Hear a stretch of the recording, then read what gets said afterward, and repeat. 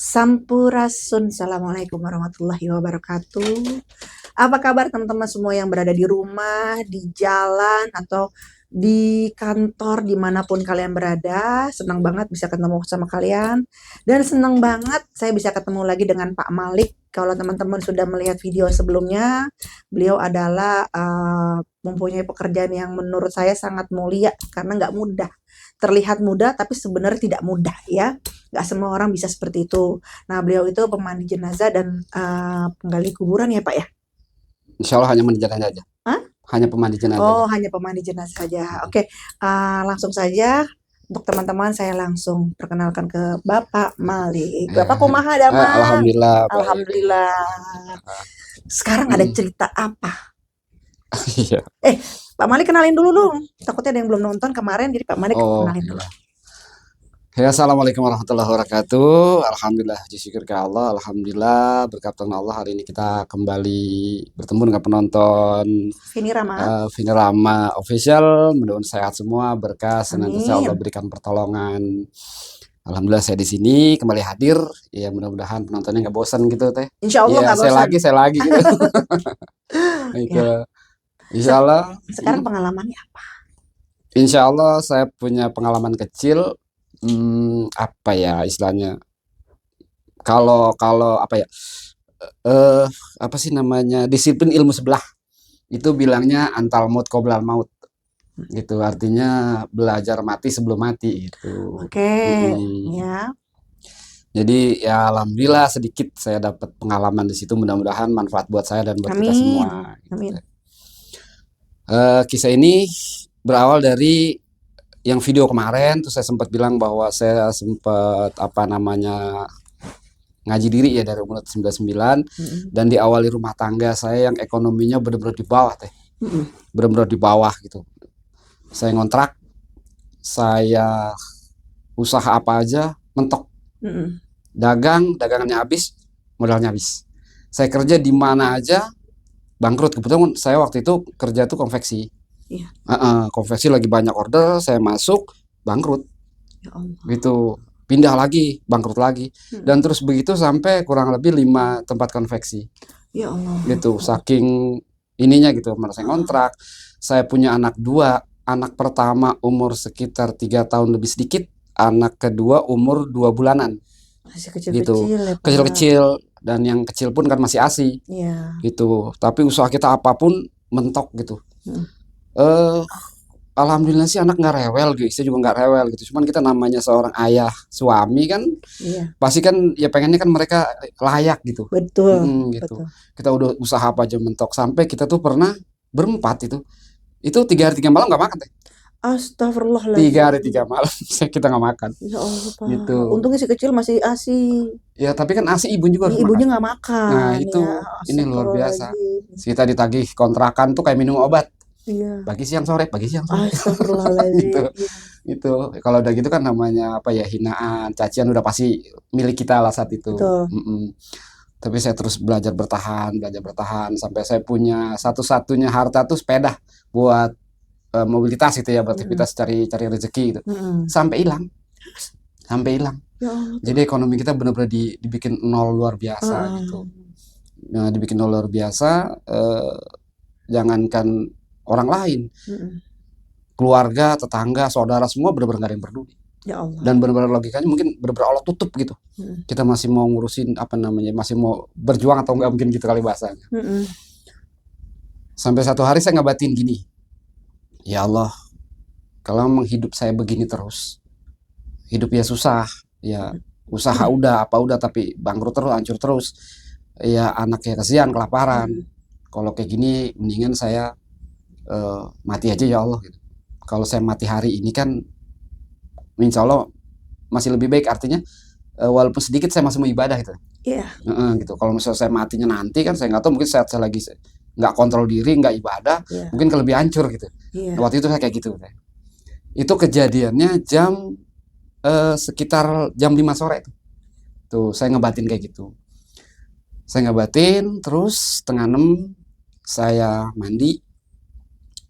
Udah siap-siap. Nah, setengah 6 itu badan saya mulai dingin teh. Mulai dingin. Saya juga ngebatin kok badan saya dingin banget ya gitu. Ya udahlah kita pakai apa namanya kaos tangan panjang. Udah kok masih dingin aja ya gitu. Pakai sweater udah double tuh, udah 3 baju lengan pendek, tangan panjang sama sweater kok masih dingin gitu.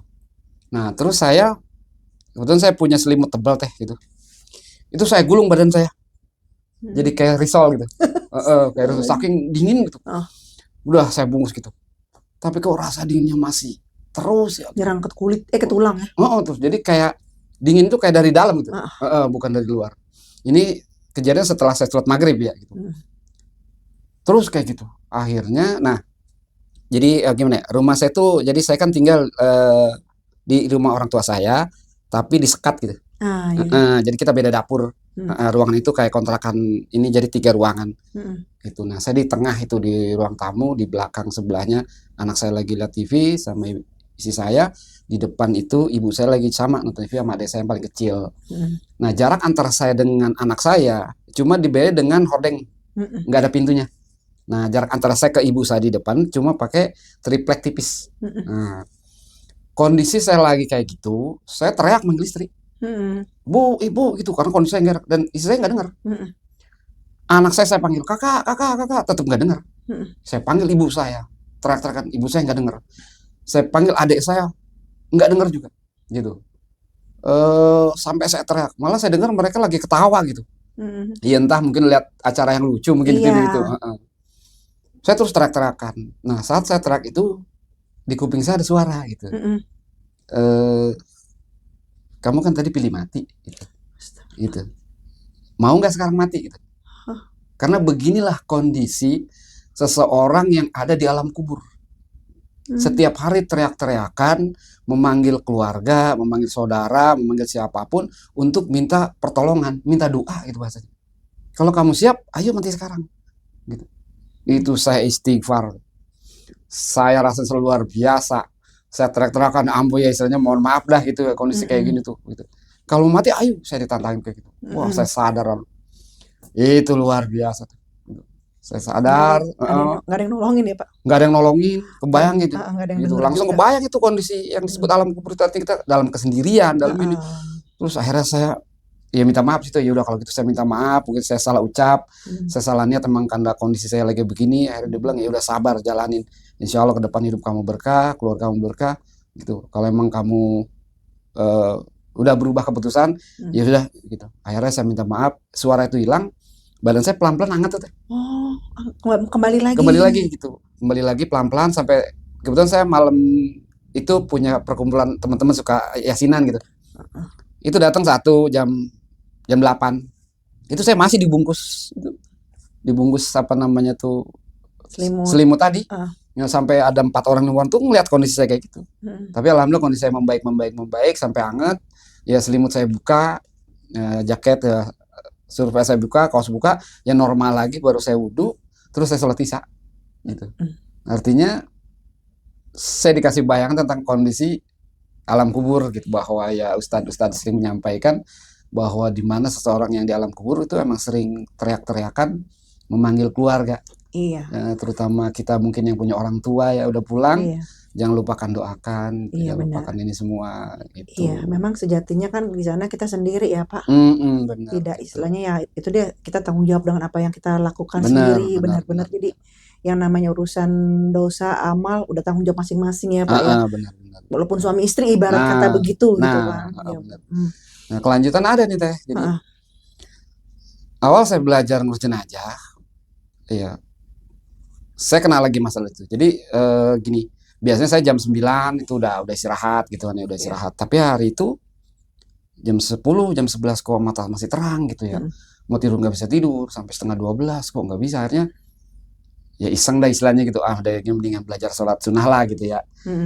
Wudhu, sholat sunnah, udah selesai, saya belajar zikir dah gitu, ya apa aja yang saya bisa. Duduk, itu nggak sampai setengah jam, terus badan nggak enak nih, agak dingin gitu. Akhirnya saya bahasanya apa ya, melonjor sejadah gitu ya. Melonjor sejadah hilang, artinya mungkin kayak semacam tidur gitu. Tahu-tahu saya bangun, saya lihat nih badan saya tuh Tapi di situ di rumah saya itu dalam kondisi di tempat tidur terus banyak orang. Oh, jadi kayak ngerogoh sukmo. Maksudnya adalah tubuh keluar, tapi bisa Pokoknya melihat dirinya sendiri.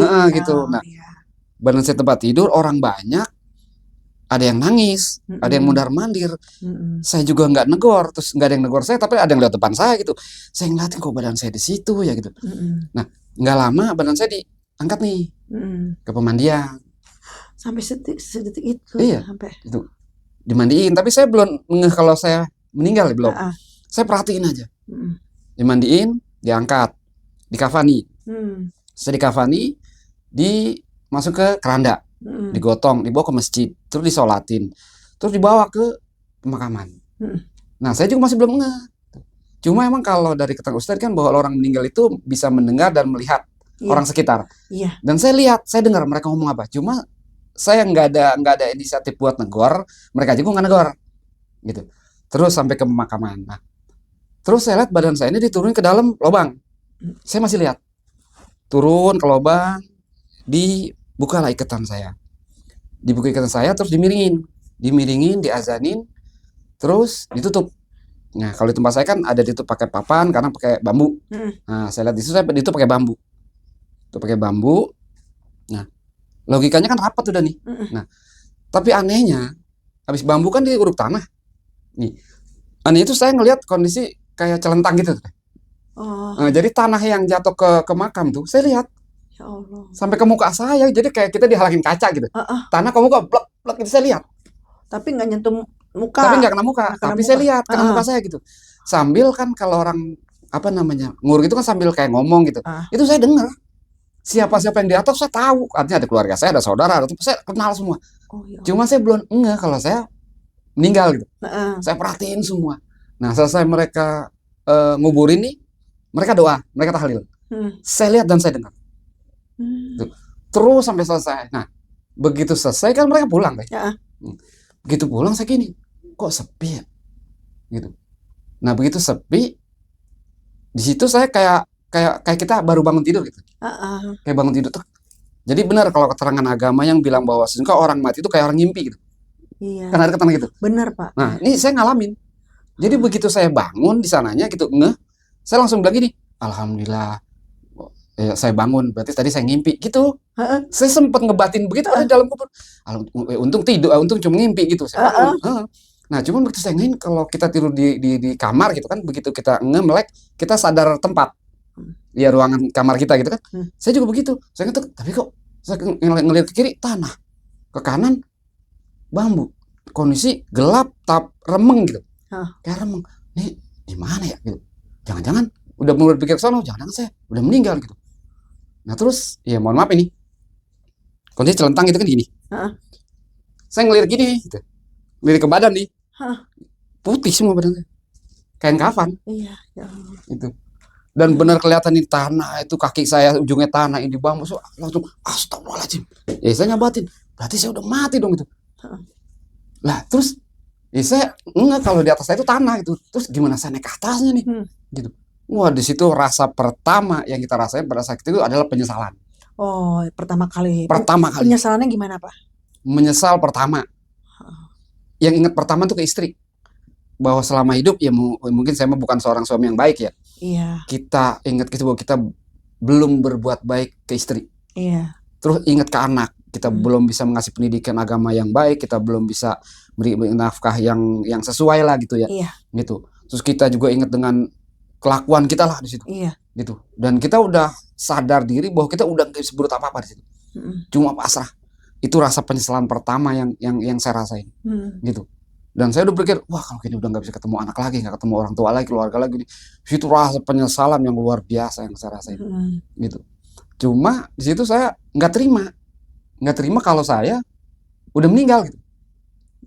Saya nggak terima gitu. Gitu. Nggak bisa terima. Akhirnya saya berontak nih. Karena gini deh. Guru saya pernah bilang, yang namanya hidup itu butuh ikhlas.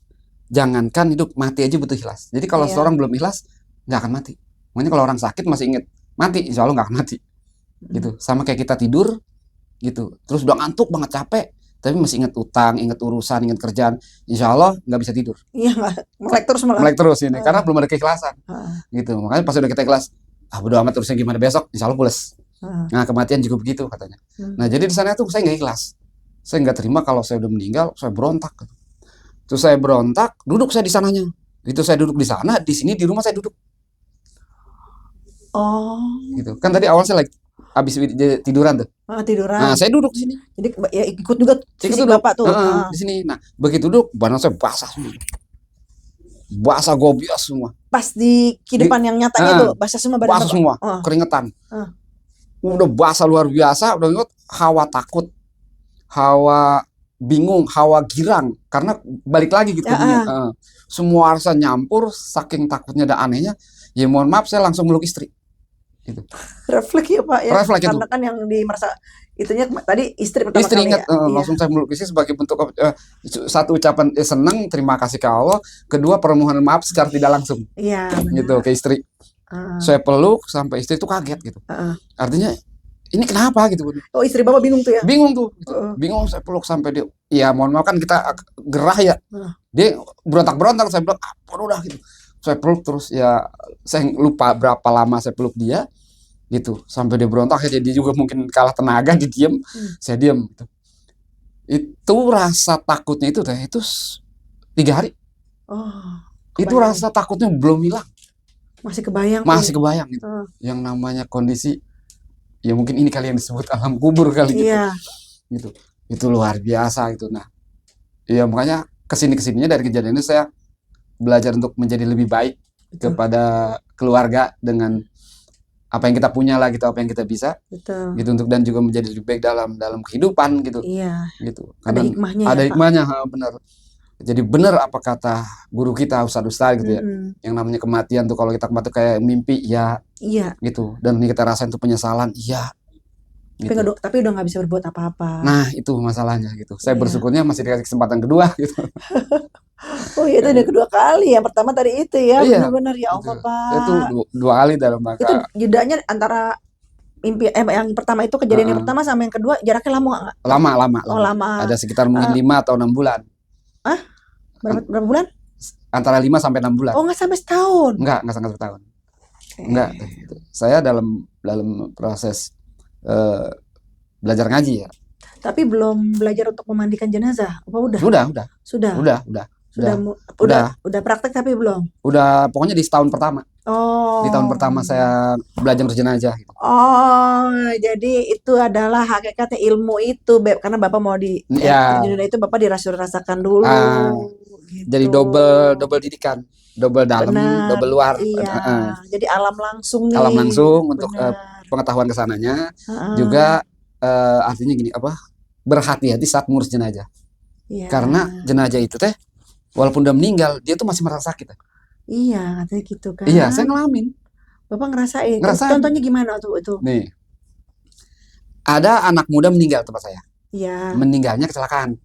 Nah kecelakaan itu lepas subuh. Jadi anak muda kan suka nongkrong. Iya. Dia begadang. Nah habis subuh ini dia harus jemput pacarnya untuk berangkat kerja. Maka dia berangkatlah dijemput pacarnya.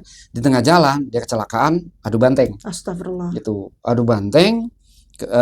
Ya masih pagi, terus pihak keluarga nggak mau berurusan dengan hukum, maka dibawa pulang. Nah kondisi jenazah ini, mohon maaf gitu, kondisi wajahnya rusak.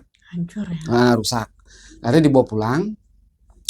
Kita dikabarin jam 5:30, dikabarin siap-siap kita datang ke sana jam 7, kondisi udah seperti itu. Selesai. Lepas semua persiapan terus kita angkat kan ke pemandian.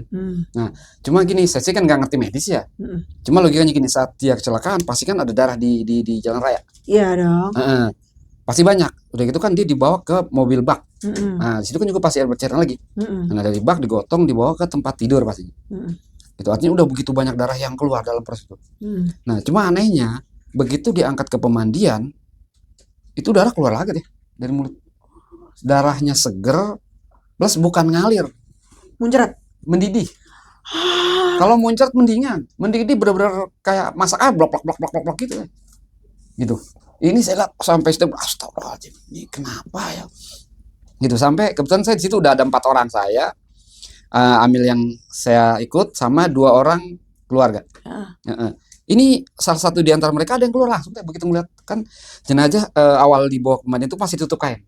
hah, Begitu kita mau siap mandi kan kita buka dulu hah. untuk dilihat pakaiannya atau gini. Begitu kita apa namanya penutup wajah itu mukanya rusak plus dari mulutnya keluar darah pok pok pok begitu mendidih. Saya langsung gitu mau muntah cuma saya tahan. Iya. Tapi temen yang satu langsung keluar, wah di luar tuh berisik, wah Oh, oh, gitu. astagfirullahaladzim, Pak. Iya, itu sampai saya karena kita petugas yang menghargai kita tahan gitu. Oh, Udah gitu. Akhirnya nggak lama ada orang lain tuh dari pihak keluarnya yang gantiin dia masuk. mm, Itu kondisi. Nah, selesai semua kita rapin semua, mulailah kan dimandikan. Heeh. Eh, ambilnya bagian dada ke atas, saya bagian dengkul ke bawah, Iya. bagian mandinya. Saya lupa teh. Tapi dari lupa ini saya dapat pelajaran.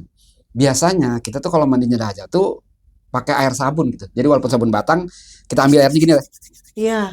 Jadi iya. kita bersihin gitu tuh. Sabunnya di tangan. Heeh. Hari itu saya lupa. Terus? Hari itu saya lupa, sabun di tangan saya nih saya lupa. Heeh. Nah, maaf, misalnya ini kaki. Heeh. Ini sabun. Saya bersihin kaki begini nih. Begitu saya giniin, ada yang teriak, aduh sakit itu. Nah, saya kaget, siapa ya? Apa di luar area ini ada yang masalah gitu? Heeh.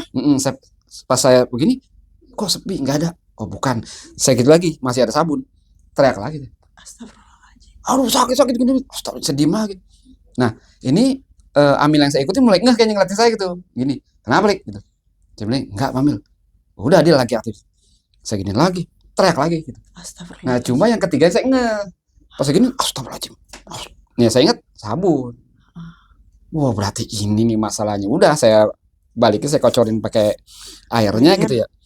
Diem. Itu diem gitu artinya benar kata Ustadz gitu. Iya. Orang memang meninggal itu masih merasakan sakit. efek di keluarnya ruh. Itu Keluarnya maksudnya. ya, astagfirullah. Itu. Padahal istilahnya cuma pakai sabun begini Nah, ya Pak ya. itu. Sabun kan lembut. Lembut gitu. Ini yang Astagfirullahaladzim. wah akhirnya ya Berarti kasihan dong Pak kalau ada pembunuhan itu yang gak ketemu gitu ya Pak. luar biasa. Kasihan yang Luar biasa. di luar udah sampai busuk kayak gitu, kasihan Nah, ya Pak. itu kan kalau mohon maaf lari ke arah mungkin apa ya spiritual mungkin ya.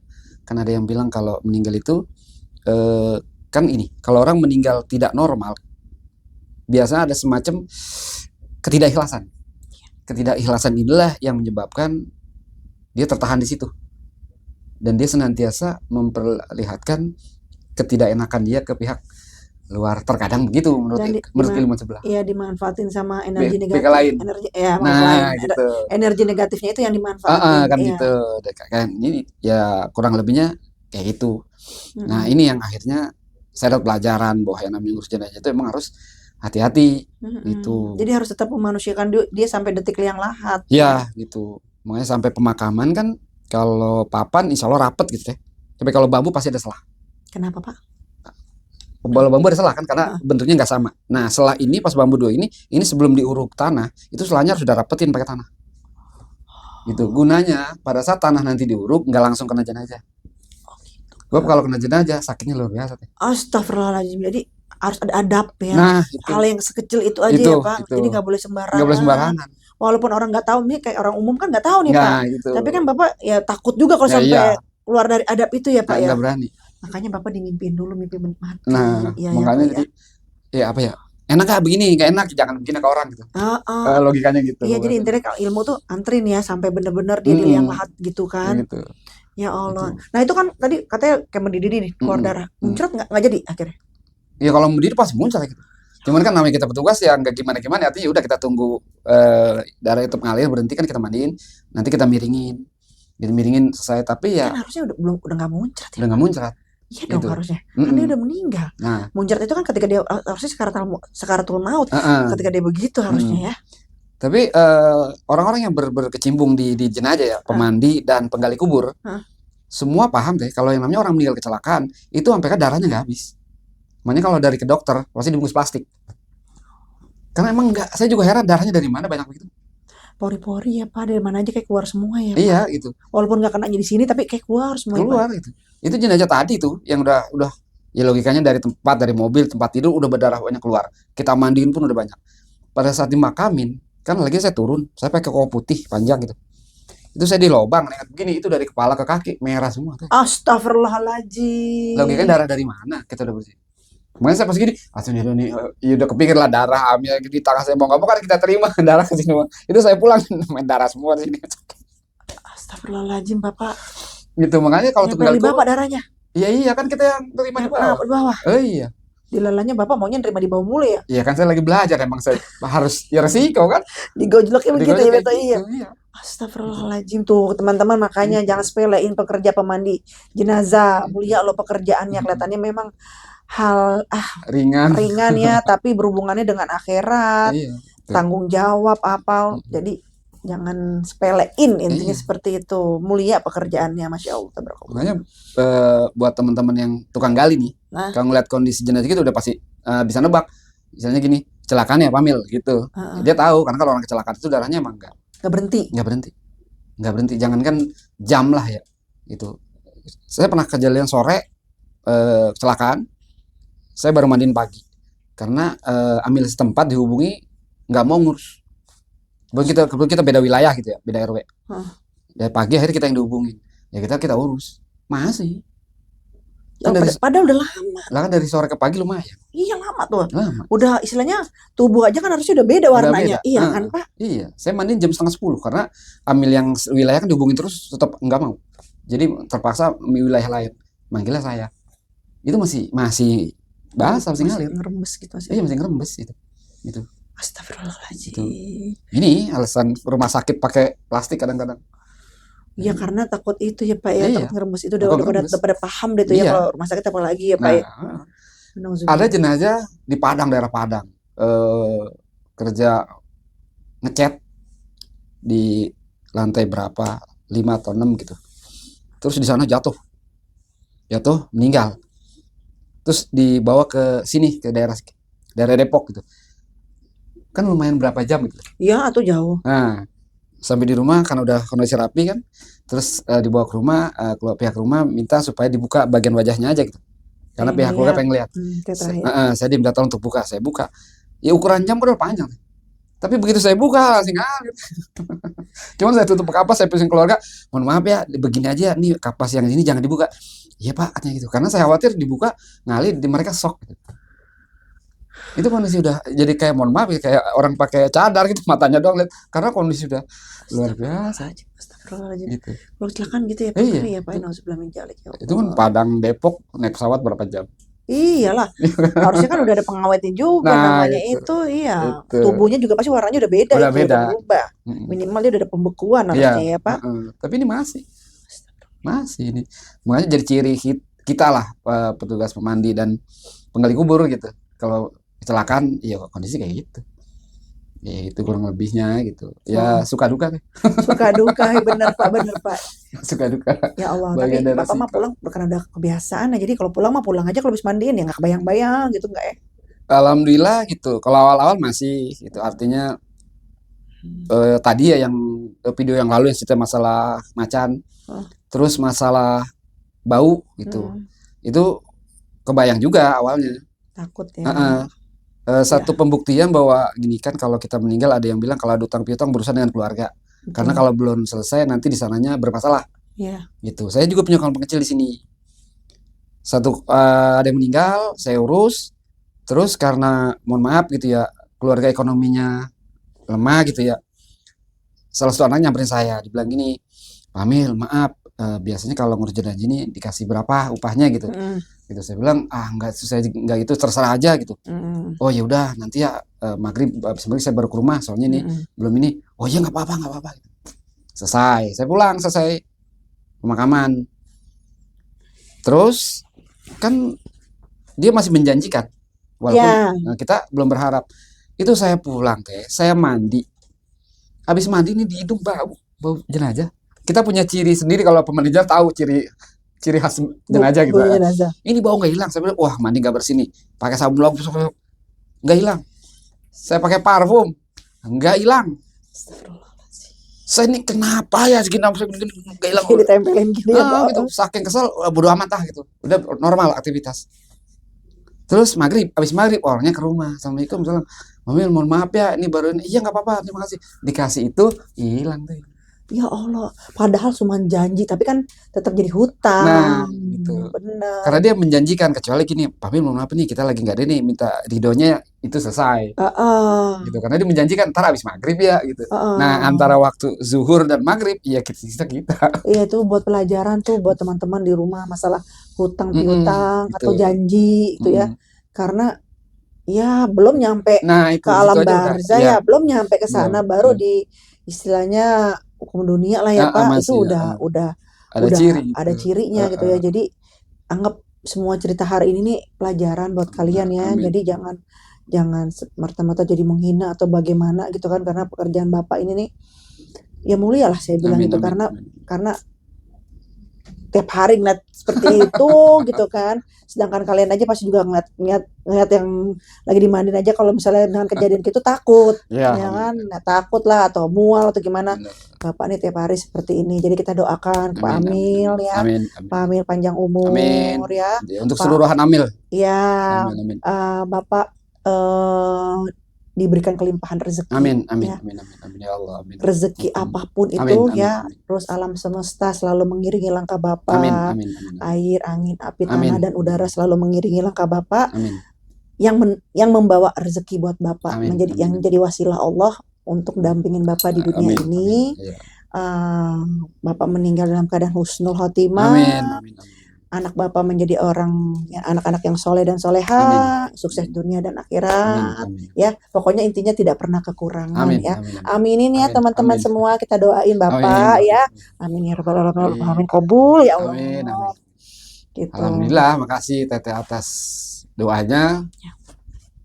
Ya, kita semua tahu ya penonton, Teteh ini orang luar biasa. Merinding juga nih tadi doain. Hikmahnya mungkin itu. Alhamdulillah. Ya mungkin hanya sekedar, mohon maaf, bukan hanya sekedar mulut Teteh aja mendoakan, tadi ada pihak-pihak lain yang mengaminkan dan mendoakan. Alhamdulillah. Amin ya rabbal alamin. Shallallahu Muhammad ya Pak ya. Ya, penghargaan Bapak tuh udah berapa tahun Pak? 18 ya? 18 tahun. 18 tahun. Oh, jadi kan kita harus ngasih apresiasi ya, luar biasa. Jadi teman-teman yang di rumah, aminkan doa saya, malah bantuin doa di komen buat Bapak ya. Gitu. Oke, kita pamit ya Pak. Ya, sampai ketemu lagi di hari-hari berikutnya dengan cerita-cerita yang lebih seru lagi untuk membagi dakwah kita. Ya. Bapak kan begini sambil dakwah, mengingatkan kematian. Bahwa kematian itu ada, bahwa cerita sebelum alam barzah itu ada ya.